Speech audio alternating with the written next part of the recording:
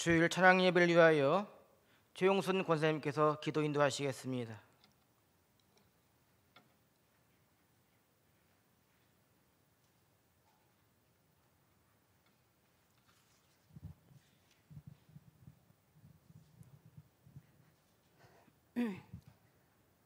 우리의 기도를 들어주시는 하나님 아버지, 이 시간 찬양 예배 드리게 하심을 참으로 감사함을 드립니다. 우리의 모습과 행실로는 주님 앞에 나올 수 없으나 주님의 보혈을 의지하여 나왔으니 있는 모습 그대로 받아 주시옵소서. 고맙고 감사하신 하나님 아버지, 우리 성일교회 유치부부터 장년부에 이르까지 서로 섬기면 사랑이 많은 교회가 되게 하시고 허락하신 사명과 직분을 잘 감당하게 하소서. 각 기관들 지켜주시고 주님이 기뻐하는 기관들이 다 될 수 있도록 주님 도와주시옵소서. 지금 병상에서 신음하고 있는 한우들을 기억하여 주시고 하나님 은혜를 베풀어 주시옵소서. 전 세계에 파송되어 있는 선교사님들의 가족과 교회, 현지인들을 주님의 은혜로 베풀어 주시옵소서. 이 나라가 아직도 코로나로 인하여 어려운 가운데 있습니다. 주님, 하루빨리 건강한 나라가 되게 도와주시고 위정자들이 하나님 말씀으로 이 나라를 잘 다스릴 수 있도록 주님 도와주시옵소서. 우리 목사님들, 교육자님들 영육간에 강건하게 붙들어 주시고 목회에 부족함이 없도록 주님 도와주시옵소서. 이 시간 우리 목사님 말씀 전하실 때 영육간의 강건함을 붙들어 주시고 저희들 말씀을 통하여 삶이 새롭게 하시고 염려, 걱정 모두 주님께 맡기고 성탄절에 예배 드린 기쁨 하나님 은혜에 감사하게 하소서. 예수님의 이름으로 기도합니다.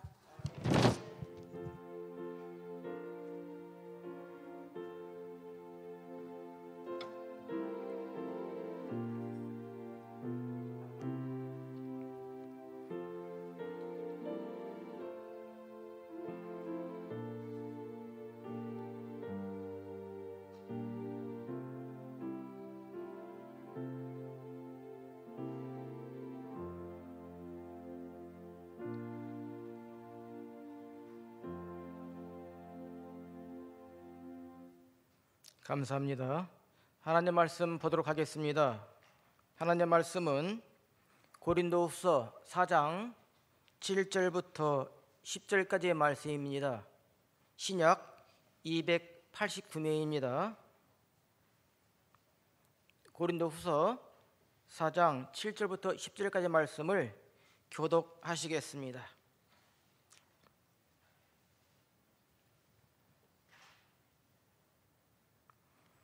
우리가 이 보배를 질그릇에 가졌으니 이는 능력의 힘이 큰 것이 하나님께 있고 우리에게 있지 아니함을 알게 하려 함이라. 우리가 사방으로 우겨쌈을 당하여도 쌓이지 아니하며 답답한 일을 당하여도 낙심하지 아니하며 핍박을 받아도 버림받지 아니하며 거꾸로 들임을 당하여도 망하지 아니하고 우리가 항상 예수 죽인 것을 몸에 짊어짐은 예수의 생명도 우리 몸에 나타나게 하려 함이라. 아멘.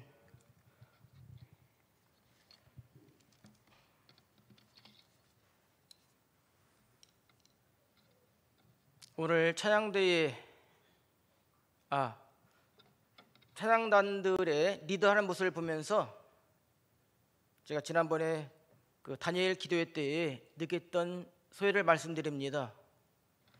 여러 교회 찬양팀들이 나와서 리더하는 모습을 보면서 기회가 있으면 우리 교회에 찬양팀도 은혜롭게 찬양을 했으면 좋겠다, 감사하겠다, 그런 같은 생각을 했었습니다. 저 혼자만의 품었던 생각일까요? 목사님 내년에 신경 좀 써주시기 바랍니다. 우리 성일교회도 능히 기쁨으로 또 하나님께서 기뻐하실 그런 모습으로 찬양을 할 줄로 저는 믿습니다. 오늘이 21년 마지막 주일이에요. 오후에 드려지는 찬양 예배인데요, 오늘 오전에 목사님께서 말씀을 전가하셨습니다만 지금까지 어려운 과정 가운데서도 선하게 인도하신 것은 오로지 하나님의 은혜였습니다. 하나님께 기쁨과 감사에 또 영광을 돌리는 박수 한번 보내시기 바랍니다.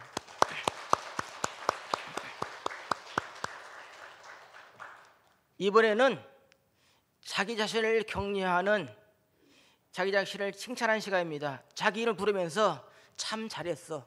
자, 시작. 제가 한번 시험 보이겠습니다. 제설아 참 잘했어. 자, 시작.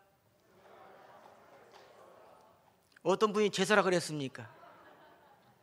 이번에는 옆에 계신 성도님을 향해서, 옆에 계신 분이 집사님이시면 집사님으로, 권사님이시면 권사님으로 하시면서 권사님, 집사님 최고십니다. 시작.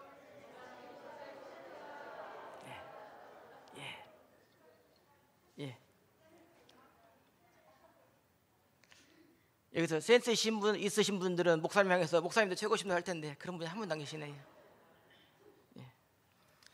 프랑스의 철학자 파스칼이라는 사람이 인간의 연약함, 나약함을 갈대에다가 묘사를 한 적이 있습니다. 갈대. 그런데요, 성경 이사야서 42장과 마태복음 12장을 봤더니 역시 그 성경 말씀 가운데에서도 우리를 갈대에 표현을 했는데 어떤 갈대냐? 상한 갈대. 성경에서는 우리의 모습을 상한 갈대라고 표현을 했어요. 여러분, 갈대의 용도, 갈대의 쓰임새가 무엇입니까? 혹시 정원에다가 갈대를 심어놓고 감사한 사람 보셨습니까? 갈대를 꺾어다가 건축재료 쓰는 사람 봤습니까? 아니면 갈대를 꺾어다가 또 부를 때는 그런 화목으로 사용되는 사람 보셨어요? 없다는 것입니다. 이렇게 볼 때에 갈대는 많은 사람들에게 쓸모가 없는, 별 의미가 없는 존재로 부각되어 있는 것이 갈대입니다. 그런데요, 파스칼은 인간을 향해서 갈대라고 정의를 했습니다만 갈대로 끝나는 것이 아니고 거기에다가 특별한 의미를 부여했습니다. 연약한 갈대이긴 하지만 그 갈대가 생각하는 갈대라는 것이에요. 이 생각하는 갈대이기 때문에 이 갈대는 더 이상 나약한 의미 없는 존재가 아니라는 것입니다. 그런데요, 오늘 말씀을 봤더니 이 갈대와 같이 별 의미가 없는, 별 쓸모가 없는 한 가지가 나오는데요, 그것이 무엇입니까? 질그릇입니다. 질그릇. 흙으로 만든 것이 질그릇이죠. 오늘 목사님께서 읽으신 말씀인데요, 디모데후서 2장 20절 말씀을 봤더니 큰 집에는 금과 은의 그릇이 있을 뿐 아니요 나무와 질그릇도 있어가지고 귀 쓰는 것도 있고 천이 쓰는 것도 있나니, 이렇게 말씀하고 계시죠. 큰 집에는 귀 쓰는 그릇이 있는데요, 그 귀 쓰는 그릇은 금 그릇이고 은 그릇입니다. 반면에 철학에 쓰는 그릇이 있는데 그 철학에 쓰이는 그릇은 나무 그릇이요 질그릇입니다. 여기 볼 때에 질그릇은 네 번째 나오는 그릇이에요. 이렇게 본다면 질그릇은 분명 좋은 그릇이 아닙니다. 대접받는 그릇이 아닙니다. 값진 그릇이 아니에요. 왜 그렇습니까? 질그릇을 만들고 있는 재료를 살펴보면 이 질그릇이 그렇게 귀한 그릇이 아니라는 것을 알 수 있는데요, 질그릇의 주소를 세 가지로 살펴보겠습니다. 첫 번째는 질그릇은 흙으로 만들었습니다. 여러분, 이 세상에서 가장 흔한 것이 있다면 그것이 무엇입니까? 여기저기를 볼지라도 또 발에 차이는 것이 흙입니다. 이 질그릇은 그렇게 흔하디 흔한 흙을 이용해서 만들었다는 것입니다. 또 질그릇은 조그만 충격을 주면 금이 갑니다. 깨어집니다. 또 알탱이가 빠져나갑니다. 또 이 질그릇은 가치가 없어요. 만약에 여러분 주변에서 금으로 은으로 그릇을 만들어 사용하는데 이 그릇이 찌그러지면 그 찌그러지는 그 모습 그릇을 가지고 무게를 달아서 무게에 합당한 금액을 받습니다. 쇠붙이를 가지고 그릇을 만들면 쇠붙이가 찌그러지면 다시 재활용합니다. 그런데 이 질그릇이 금이 가해 있습니다. 깨져 있습니다. 본드로 붙여가지고 사용합니까? 제소떡에서 버립니다. 그냥 버립니까? 내동댕이 쳐가지고 완전히 산산조각 내는 것이 이 질그릇의 신세입니다. 그런데요, 이 질그릇이 누구입니까? 바로 저입니다. 이 질그릇이 오늘 함께 예배를 드리고 있는 모든 성도입니다. 이 질그릇이 유튜브를 통해서 함께 예배를 참석하는 모든 성도들의 신분이 질그릇과 같이 나약하고 의미 없는 그릇이라는 것입니다. 하나님은 우리를 향해서 너희는 질그릇이라고 표현을 했어요. 왜 그렇습니까? 하나님께서 인간을 만드실 때에 인간을 만든 재료가 무엇이었습니까? 흙입니다. 창세기 2장 7절 말씀을 봤더니 여호와 하나님이 흙으로 사람을 지으시고 생기를 그 코에 불어넣으시니 사람이 생명이 된지라. 사람의 주된 성분이 흙이기 때문에 연약하고 나약한 것이 사람입니다.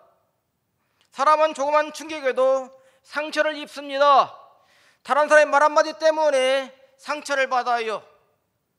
다른 사람의 말 한마디 때문에 이성을 잃고 때로는 감정이 폭발을 하고 맙니다. 깨어지기 쉽고 부서지기 쉬우며 육체적으로 쉽게 아프고 정신적으로 모두 불안합니다만 이 질그릇 속에 무엇을 담냐에 따라서 인생의 차이가 있기 시작합니다. 질그릇에 보배를 담고 있느냐? 질그릇에 아직도 보배를 담고 있지 않느냐의 차이입니다. 질그릇에 보배를 소유하지 않았다면 그 사람은 여전히 연약한 볼품없는 질그릇으로 살아갑니다. 반면에 그 질그릇 속에 보배를 담고 있다면, 보배를 소유하고 있다면 이 사람은 전혀 새로운 삶을, 인생을 살게 되어집니다. 그러면 질그릇에 담긴 그 보배는 무엇일까요? 질그릇에 담겨있는 보배는 누구일까요? 그 보배는 예수 그리스도 예수십니다. 내가 질그릇과 같은 나약한 존재인데 내 속에 예수 그리스도가 담겨있다면 내 운명이 바뀝니다. 내 삶이 변화되기 시작합니다. 그러면 하나님께서 연약한 우리의 질그릇을 바꿨을까요? 아닙니다. 질그릇 속에 보배가 되신 예수 그리스도가 담겨 있다면, 내 자신이 예수 그리스도를 구주로 영접한다면 나는 변하게 되어 있습니다. 영국 런던에는요, 런던 타워가 있습니다. 그 런던 타워에는 세계적으로 유명한 보석 전시관이 있는데요,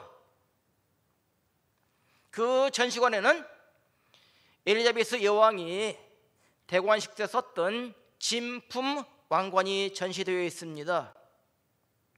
또 역대 왕들이 썼던 진품 왕관이 모두 전시되어 있습니다. 이것뿐만 아니라 전 세계적으로 희귀한 아주 값어치 있는 그런 보물들이 전시되어 있습니다. 여러분, 세계에서 가장 값어치 있는 보석이 있다면, 보물이 있다면 그것이 무엇입니까? 다이아몬드이지요. 다이아몬드도 보통의 것은 전시를 안 했어요. 다이아몬드도 70캐러트 이상이 되어지는 정말로 희귀하고 좋은 다이아몬드만 거기다가 전시를 해놓고 있습니다. 이렇게 값진 보물들이 전시되어 있기 때문에 2중 3중으로 방탄 유리를 가지고 전시를 해놓고 보호를 합니다. 뿐만 아니라 주변에 수많은 경비병을 배치해가지고 수시로 시키고 있습니다. 왜 그럴까요? 이 보물들이 너무나도 특별하고 값어치 있고 귀한 것들이기 때문입니다.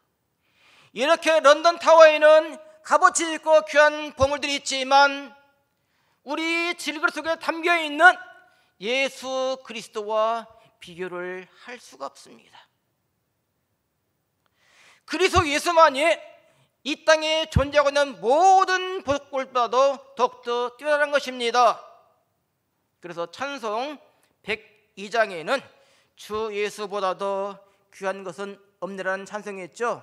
이 찬송 1절과 3절만 한번 불러보겠습니다. 102장입니다.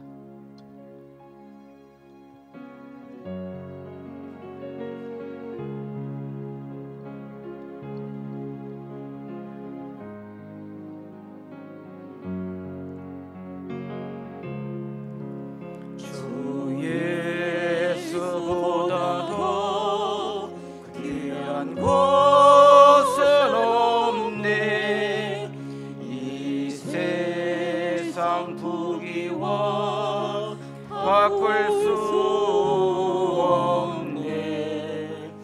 영축을 내 대신 돌아가신 그 놀라운 사랑 잊지 못해. 세상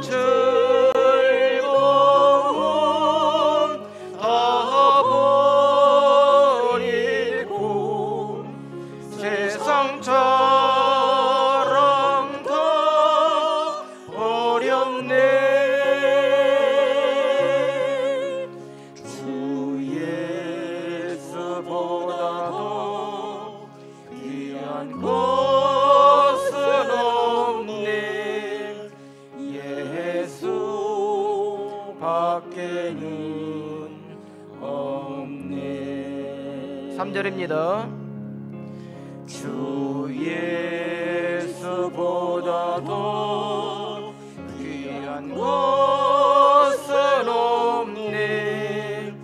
이 세상 행복과 바꿀 수 없네. 유혹과 핍박이 몰려와도 주 섬기는 내 맘 변치 못해. 세상 즐거움 다 버리고 세상 사랑 다 버렸네. 주 예수보다도 귀한 것은 없네. 예수 밖에는 없네.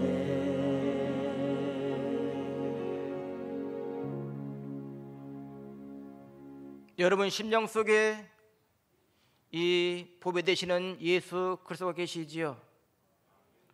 예수 그리스도가 내 마음 속에 계시는 한 내 인생은 이제 새로운 변화를 가져와야 합니다. 오늘 말씀 가운데에 7절 말씀을 보겠습니다. 7절 말씀이요. 우리가 이 보배를 질그릇에 가졌으니. 다시 한번 읽어보겠습니다. 우리가 이 보배를 질그릇에 가졌으니. 됐습니다. 이 말씀을 잘 살펴보신다면 이미 이 보배를 우리가 소유했습니까? 아니면 앞으로 소유한다는 얘기입니까? 소유해서 앞으로 소유한다는 것입니까? 이 보배 되신 예수 그리스도를 우리는 이미 소유했다는 것입니다.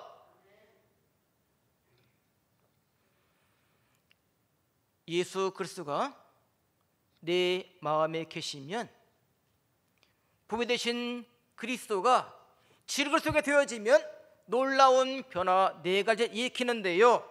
오늘 그 말씀이 8절과 9절에 나와 있습니다. 놀라운 변화 네 가지입니다. 이 네 가지는 질그릇의 새로운 주소입니다. 이 네 가지는 질그릇의 현 주소입니다. 첫 번째는 사방으로 우겨쌈을 당할지라도 그런데도 우겨쌈을 당하지 아니한다는 말씀입니다.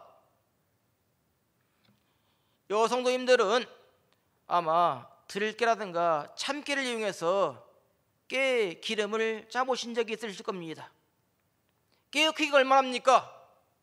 아마 가는 모래만큼 적은 입자가 참깨 들깨인데요, 그 깨를 가지고 참기름을 짤 때에 들기름을 짤 때 어떻게 합니까? 기계에다 넣어가지고 그 기계를 압축해서 그 속에 있는 조그마한 유분을 빼내는 것이 이것이 참기름이고 들기름인데요, 이 사방으로 우겨쌈을 당한다는 것은 포도즙에 눌러가지고 액을 즙을 빼내는 것을 말합니다. 자, 포도에서 즙을 빼내는데요, 살짝 누르면 그 즙이 빠집니까? 안 빠지겠죠? 빠질지라도 조금 빠지겠죠? 그러면 그 포도가 갖고 있는 수분을 즙을 완전히 빼기 위해서 어떻게 해야 됩니까? 있는 힘을 다해서 짓눌러야 됩니다. 이와 같이 그 포도에 있는 힘을 다하는 것이 그 포도는 고통일지라도 그런 고통을 받는데요, 예수 그리스도가 내 마음속에 있다면 이와 같은 고통도 괜찮다는 것이 사방으로 우겨쌈을 당할지라도 우겨쌈을 당하지 않는다는 표현이 이 표현입니다. 두 번째는 답답한 일을 당하더라도 낙심치 아니한다는 말씀이 있습니다. 이 답답한 일을 당하는 것은 군대에서 쓰는 용어예요. 적이 두 겹으로 세 겹으로 나를 에워쌉니다. 포위를 합니다. 보통의 경우는 이럴 때 어쩔 수 없구나라고 하면서 손을 들고 항복을 합니다. 그런데 적이 두 겹으로 세 겹으로 나를 에워쌀지라도 내가 그 포위망을 뚫고 나가려고 하는 그와 같은 정신, 그와 같은 자세, 그와 같은 열정, 그와 같은 충성심이 답답한 일을 당했는데도 낙심하지 않는 것입니다. 핍박을 받더라도 버림바 되지 않습니다. 거꾸로 뜸을 당할지라도 망하지 아니합니다. 이와 같은 것은 7번 넘어질지라도 8번 일어나는 정신을 말하는 것입니다. 사방으로 우겨싸입니다. 답답한 일을 당합니다. 핍박을 받고 거꾸로 뜸을 받는 것 가운데 어느 하는 것 하나만 내 발목을 잡는다면, 여러 성도님들의 발목을 잡는다면 우리는 중간에 어렵고 정말로 힘든 일을 당합니다만, 그러나 그 연약한 질그릇 속에 보배되어 계신 그리스도 예수만 계신다면 우리는 모두 이것을 극복할 수 있는 힘이 있다는 것입니다. 어떠한 처지와 환경과 때로는 절망 가운데 놓일지라도 예수님께서, 하나님께서 우리를 능히 이와 같은 어려움을 극복할 수 있는 에너지, 힘을 주신다는 말씀입니다. 질그릇과 같은 인생이 그 안에 보배를 담고 있으면 우리 모두는 오뚜기와 같은 인생이 될 수 있습니다. 사도행전 16장 16절 이하부터를 보면 바울과 실라가 빌립보 감옥에 갇힌 장면이 나옵니다. 하루는 바울과 실라가 길거리에서 한 일을 행하는데요, 귀신 들려가지고 점을 치고 있는 한 소녀에게 예수의 이름으로 그 귀신을 내쫓는 일을 행합니다. 그 주인이 이것 때문에 자기의 경제적인 손해가 있어가지고 바울과 실라를 잡아다가 송사를 합니다. 그 과정에서 그들이 입고 있었던 옷이 찢겨집니다. 그들이 몽신 두들겨 맞습니다. 그리고 감옥에 갇혀요. 또 그들이 옴짝달싹 못하도록 발에 착고까지 채입니다.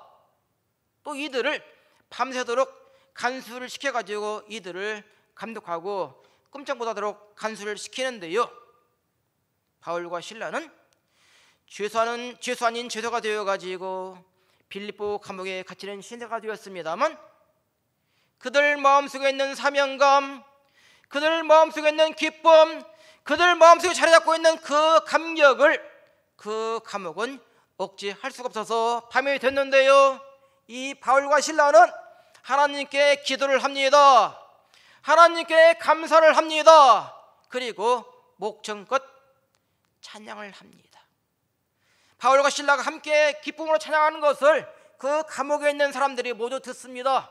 그들이 증인이에요. 왜 바울과 실라는 감옥에서 찬양을 했을까요? 감옥에서 감사를 했을까요? 감옥에서 하나님께 기도를 했을까요? 그 질그릇에 예수 그리스도가 담겨 있었기 때문입니다. 이들이 감옥에서 기도하고 찬송을 하자 놀라운 일이 생겼습니다. 빌립보 감옥이 계속해서 바울과 실라를 사방으로 우겨서 할 수 없었기 때문에 지진이 일어나가지고 모든 옥문이 다 열립니다. 핍박을 받고 거꾸로됨을 당했는데도 불구하고 이들이 망가지는 모습을 통해 가지고 발에 묶여있는 착고가 풀려지기 시작합니다.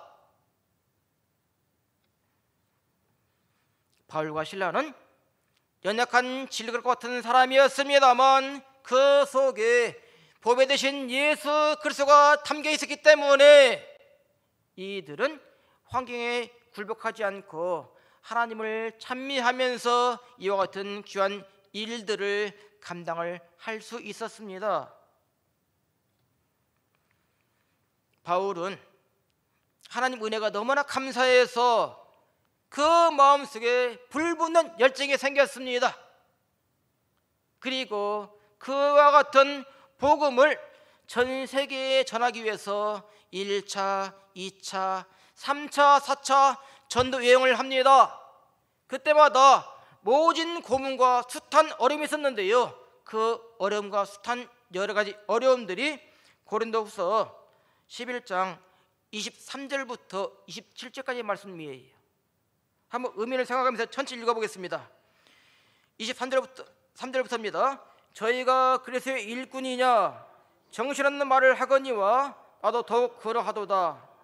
내가 수고를 넘치도록 하고 옥에 갇히기도 더 많이 하고 매도 수없이 맞고 여러 번 죽을 뻔하였으니 유대인에게 40에 하나 감한 매를 5번 맞았으며 3번 대장으로 맞고 1번 돌로 맞고 3번 파산하는데 일주야를 기쁨에서 지냈으며 여러 번 여행의 강의 위험과 강도의 위험과 동족의 위험과 이방인의 위험과 거짓 형제 중에 위험을 당하고 또 수고하며 애쓰고 여러 번 자지 못하고 줄이며 목마르고 여러 번 굶고 춥고 헐벗었노라.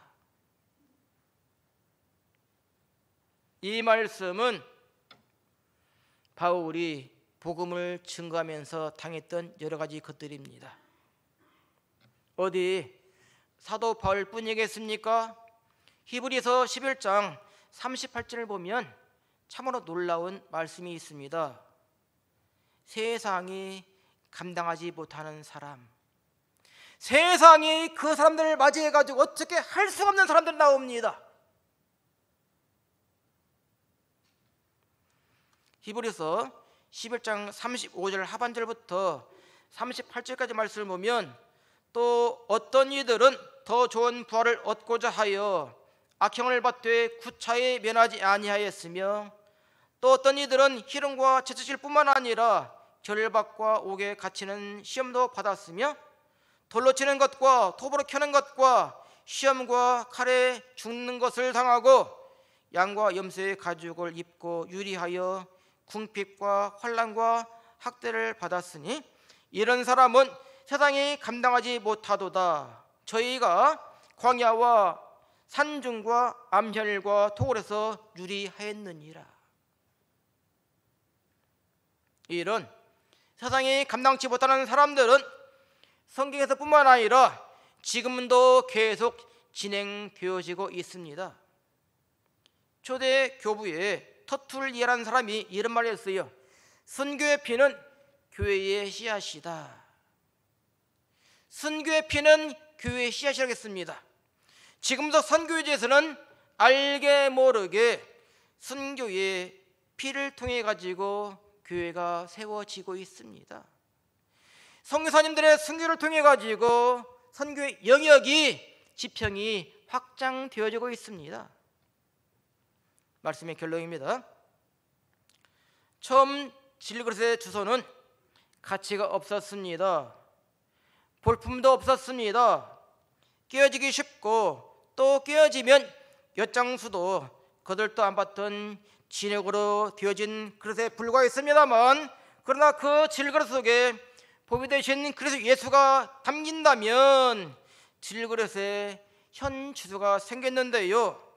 하나님의 영광이라면, 복음을 위해서라면 물불 가리지 않았던 일, 죽고 사는 것 따지지 않았던 일, 질그릇에 깨어지는 한이 있을지라도 달게 깨어지고 마땅히 깨어지는 환난과 핍박과 고난도 달게 받는 데까지 이르렀습니다. 이것이 질그릇의 현 주소입니다. 로마서 8장 35절과 37절 말씀 함께 읽어보겠습니다. 누가 우리를 그리스도의 사랑에서 끊으리요? 환난이나 곤고나 핍박이나 기근이나 적신이나 위험이나 칼이라. 그러나 이 모든 일에 우리를 사랑하시는 이로 말미암아 우리가 넉넉히 이기느니라. 아멘. 이 말씀이 사랑하는 성도님과 저희의 고백이 될 수 있기를 주님의 이름으로 축복합니다.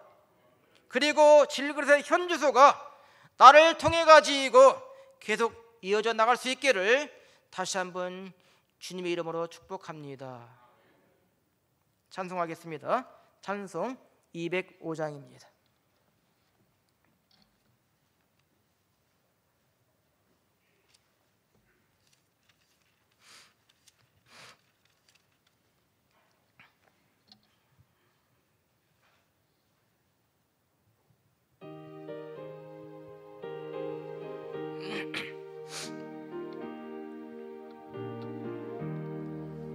예수 앞에 나오면 모든 죄 사하고 주의 품에 안기어 편히 쉬리라.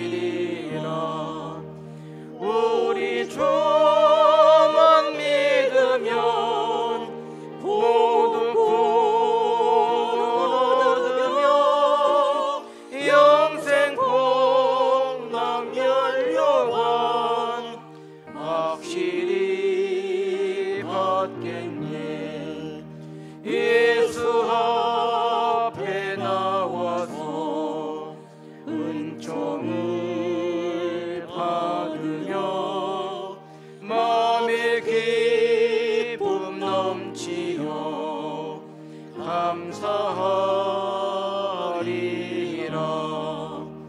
우리 주만 믿으면 모두 구원 얻으며 영생 복락 연료관 확실히 받겠네.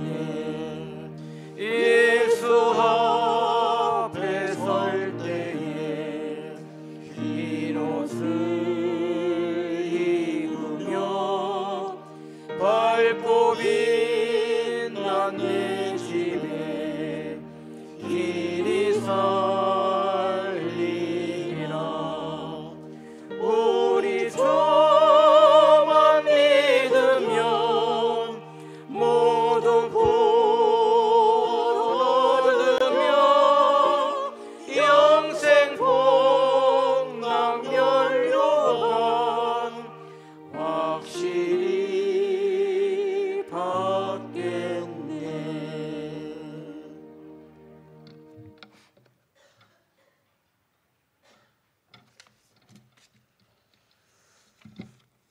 주님의 은혜를 만만이나 감사드립니다. 저들은 연약한 질그릇이지만 보배로운 예수님께서 그 안에 계시면 우리가 참으로 보배를 담은 귀한 그릇으로 변화되는 줄로 믿사오니 항상 우리 주님께서 우리의 주인 되시고 우리의 삶을 인도하시고 세상 끝날까지 함께 하시기를 원합니다. 이제는 예수님 은혜와 하나님 사랑하심과 성령님의 교통하심이 이제로부터 영원토록 지난 1년 동안 믿음으로 힘써 선한 싸움 싸우고 맡은 자리에서 최선을 다하여 충성한 우리 성도님들과 저들의 가정, 자녀, 직장, 사업장 속에 영원토록 함께 있을지어다. 아멘. 아멘.